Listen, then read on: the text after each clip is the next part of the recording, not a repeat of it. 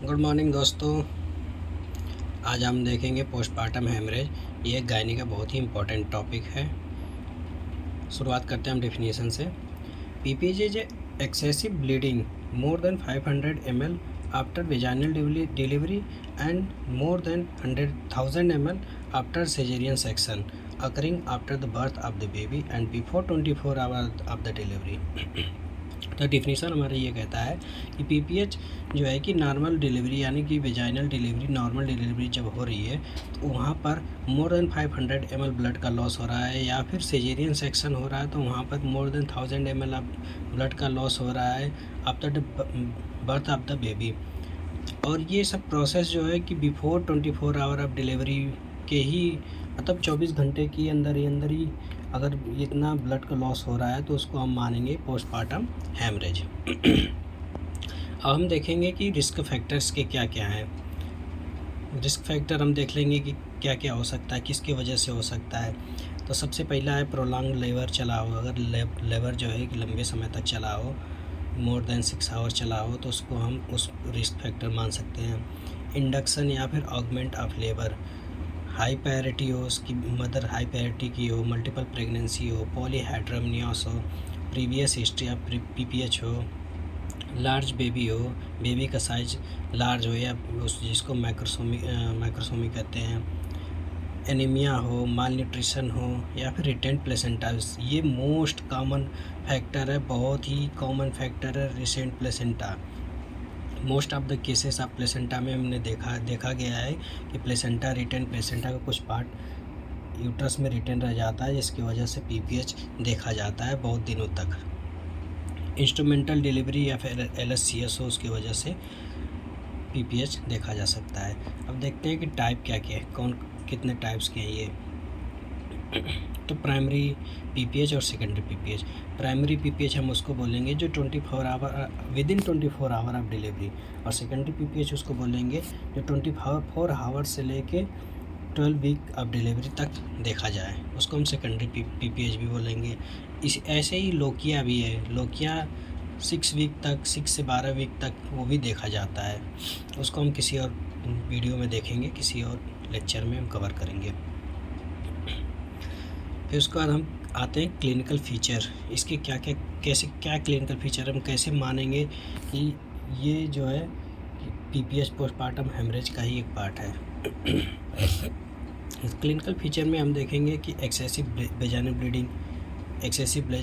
Bleeding में वही more than 500 ml normal.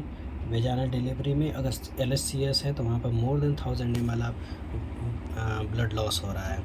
Uterus become soft and not well contracted. Uterus जो होता है कि वहाँ पे सॉफ्ट हो जाता है और कॉन्ट्रैक्शन उसकी लूज़ हो जाती है, पेलर हो जाता है, वीकनेस टेंडरनेस देखा जाता है। रैपिड पल्स, जल्दी पल्स, बहुत तेज़ी से पल्स आती है, पल्स बहुत हाई हो जाती है। लो बीपी देखने को मिलता है, डिजीनेस देखने को मिलता है, फेंटिंग, और इन सीवियर केसेस शॉक के कंडीशन में भी पेशेंट जा सकता है। अब हम देखेंगे कि इसके मेन कॉज क्या है पीपीएच के, जिसकी वजह से पीपीएच देखा जाता है। तो जब मेन कॉज है हमारा, उसको हम 40s के नाम से जानते हैं, tone, trauma, tissue and thrombin. तो सबसे पहले देखेंगे टोन। यूट्रस की जो टोन है जो लॉस हो जाती है, जिसको यूट्राइन अटोनी कहते हैं, ये मोस्ट कॉमन कॉज है, ये भी होता है। दूसरा ट्रॉमा, टीयर इन जेनाइटल ट्रैक्ट या फिर यूट्राइन रप्चर। यूट्राइन रप्चर में यूट्रस के अंदर कोई रप्चर हो जाता है, या फिर वेजाइनल ट्रैक्ट में कोई टीयर आ जाता है, जिसके कारण पीपीएच देखने को मिलता है, लॉस ऑफ ब्लड देखने को मिलता है। टिश्यू, रिटेन प्लेसेंटल और मेम्ब्रेन। यूट्रस के अंदर प्लेसेंटा, जब हम प्लेसेंटा को डिलीवरी कराते हैं उस टाइम प्लेसेंटा डिलीवर नहीं हो पाता प्रॉपरली, कोई एक पार्ट रह जाता है, जिसकी वजह से ब्लीडिंग हम देखने को मिलता है हमें। थ्रोम्बिन, कोगुलेशन डिसऑर्डर या फिर उसको कोगुलेशन डिसऑर्डर हो, जैसे हेमोफीलिया हो, उस कंडीशन में भी पीपीएच लंबे समय तक ब्लीडिंग देखने को मिलता है। अब हम बात करेंगे मैनेजमेंट की। इसके मैनेजमेंट में हम देखते हैं पहला है जनरल मैनेजमेंट। जनरल मैनेजमेंट में हम कॉल फॉर हेल्प, क्योंकि बिना डॉक्टर के ये डॉक्टर का ही केस होता है, वहाँ पे नर्सिंग स्टाफ या फिर नर्सिंग स्टूडेंट या फिर नर्स का यही काम होता है कि सबसे पहले अपने सीनियर को या फिर डॉक्टर को वो बताए या फिर उससे कॉल फॉर हेल्प करे। ये बहुत ही इम्पोर्टेंट लाइन है, कॉल फॉर हेल्प। असेस करेंगे हम ABC, airway breathing circulation. 2 wide bore IV line लगाएंगे उसको, ताकि पेशेंट शॉक में न जाए। उसको फटाफट हम RLNS जो भी स्टार्ट IV फ्लूइड है उसको हम स्टार्ट करेंगे।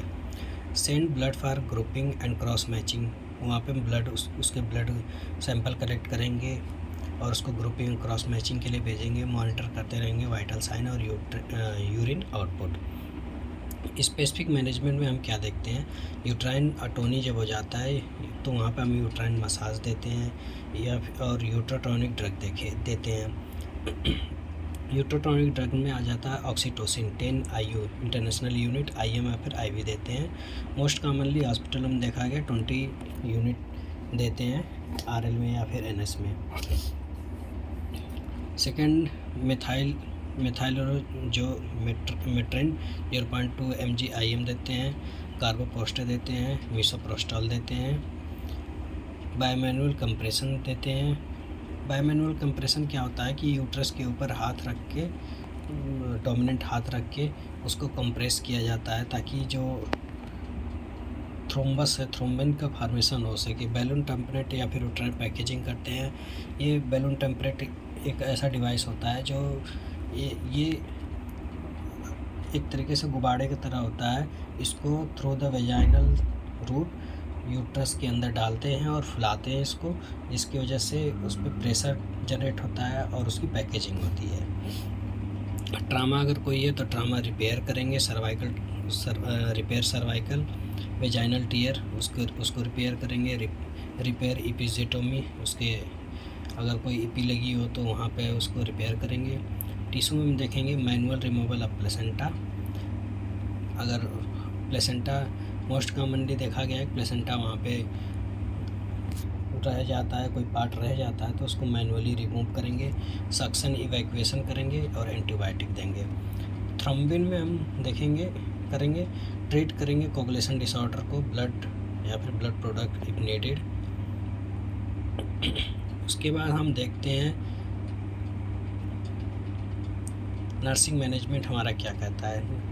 नर्सिंग मैनेजमेंट, नर्सिंग का रोल क्या है, मॉनिटर करेंगे vital science, BP, pulse, respiratory rate, observe करेंगे amount of nature of bleeding, maintain IV fluid as ordered, give prescribe drug on time, assist in uterine massage, keep patient warm and comfortable, provide emotional support and reassurance, prepare for possible blood transfusion, document intake और output and nursing intervention. ये बहुत ही important है। Document हम सबसे ज़रूरी काम है। Document हम ये सब काम करने के बाद डॉक्यूमेंटेशन ज़रूर करेंगे। अब उसके बाद हम देखते हैं कि प्रिवेंशन इसको कैसे किया जा सकता है। तो active management of third stage of जो लेबर होता है उसी टाइम हम इसको प्रिवेंट कर सकते हैं। Give uterotonic drug immediately after the delivery of baby. जैसे बेबी डिलीवर हो जाता है उसके बाद हम यूट्रोटॉनिक ड्रग दे देंगे, ताकि प्लेसेंटा प्रॉपरली पूरी तरीके से कोई पार्ट रह न जाए, अच्छे से उसमें टोन की कमी ना हो, प्रॉपरली यूट्रस का टोन रहे और कॉन्ट्रैक्शन करे, जिससे प्लेसेंटा रिमूव आउट हो जाए। दूसरा है कंट्रोल कॉर्ड ट्रैक्शन। यहाँ पर हम कंट्रोल कॉर्ड ट्रैक्शन के through the control cord traction placenta को रिमूव करेंगे। Uterine massage after delivery of placenta. ठीक है, तो प्लेसेंटा के डिलीवर होने के बाद यूट्राइन मसाज को हम इसलिए करते हैं कि जो यूट्रस है उसकी टोन चली न जाए, उसको टोन को मेंटेन रखने के लिए हम यूट्राइन मसाज करते हैं। उसके बाद हमें कॉम्प्लिकेशन देखने को मिलता है। तो कॉम्प्लिकेशन क्या क्या देखने को मिल सकते हैं, शॉक देखने को मिल सकता है। अगर हैवी ब्लीडिंग हो जाए तो वहाँ पे पेशेंट शॉक में जा सकता है। एनीमिया देखने को मिल सकता है। DIC रीनल फेलियर देखने को मिल सकता है। सेंस सिंड्रोम देखने को मिल सकता है, मैटरनल डेथ मिल सकता है इन द सीवियर केसेस। अगर बहुत ज़्यादा ब्लड लॉस हो जाए तो वहाँ पर मैटरनल डेथ भी देखने को मिल सकता है। Thank you guys.